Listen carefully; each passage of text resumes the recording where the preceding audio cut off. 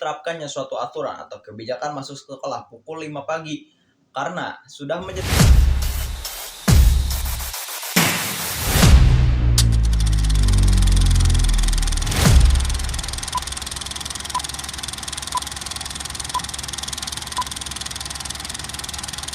Bismillahirrahmanirrahim. Assalamualaikum warahmatullahi wabarakatuh. Perkenalkan, nama saya Muhammad Nurdian Sinugraha dengan NIM 2308001 dari Prodi Pendidikan Sejarah Fakultas Pendidikan Ilmu Pengetahuan Sosial. Tujuan dibuatnya video ini adalah untuk memenuhi tugas UTS Psikologi Pendidikan. Oke, beranjak ke kasus yang kedua, di mana terdapat suatu kebijakan dari Gubernur NTT yang cukup kontroversial, di mana dia mengubah jadwal jam masuk sekolah menjadi pukul 5 pagi WITA. Hal ini menyebabkan beberapa respon masyarakat. Mari kita identifikasi permasalahan ini. Pertama, pada implementasiannya, hal ini bisa menjadi suatu problematika dengan diterapkannya suatu aturan atau kebijakan masuk sekolah pukul 5 pagi karena sudah menjadi kebiasaan Indonesia bahwa setiap sekolah masuk pada pukul 7 pagi.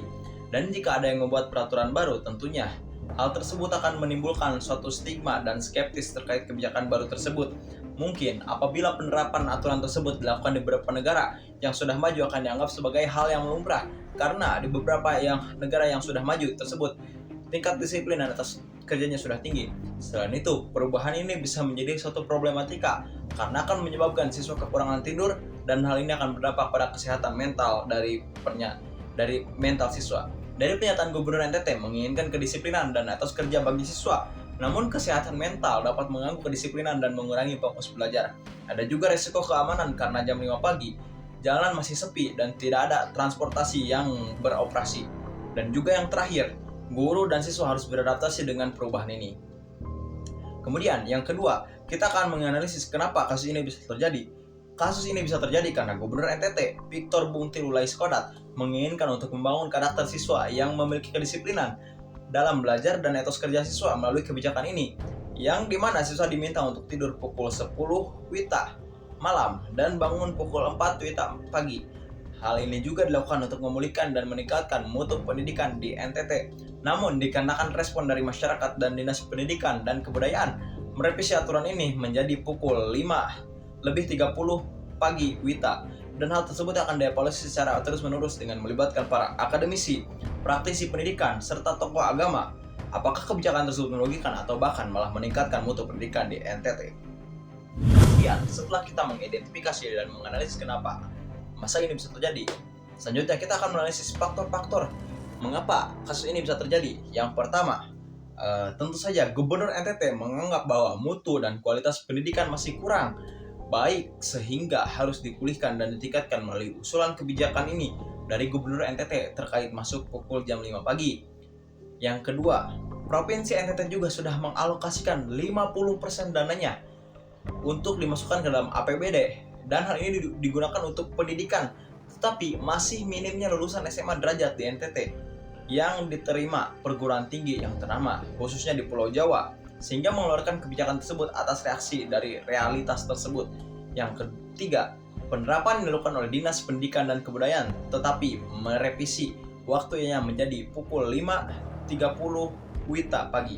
Setelah menganalisis faktor-faktornya, kita di sini akan memberikan suatu tanggapan atau rekomendasi solusi terkait dari permasalahan ini sesuai dengan teori behavior, yang dimana perilaku individu sebagai perolehan dari pengalaman yang diakibatkan dari adanya stimulus dan respon. Stimulus di sini yaitu kebijakan masuk sekolah pukul jam 5 pagi. Tentunya ini menjadi stimulus bagi perilaku siswa dan seluruh komponen yang ada di sekolah tersebut, mulai dari jam tidur, jam bangun, dan jam berangkat. Tentunya dengan ada stimulus ini diharapkan akan menimbulkan respon yang lebih baik dari sebelumnya, yaitu tidur menjadi lebih teratur dan menjaga ritme sirkadian. Hal tersebut membuat seseorang akan menjadi lebih disiplin.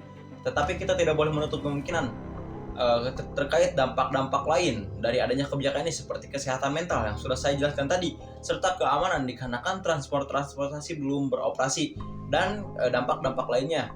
Kemudian alternatif solusi, jika tujuan dari kebijakan untuk meningkatkan mutu pendidikan dan untuk meningkatkan tingkat kedisiplinan dari siswa, sebenarnya ada jalan lain yang dapat kita ditempuh. Seperti dalam buku Sudarmawan Danim yang berjudul Visi Baru Manajemen Sekolah pada halaman 56.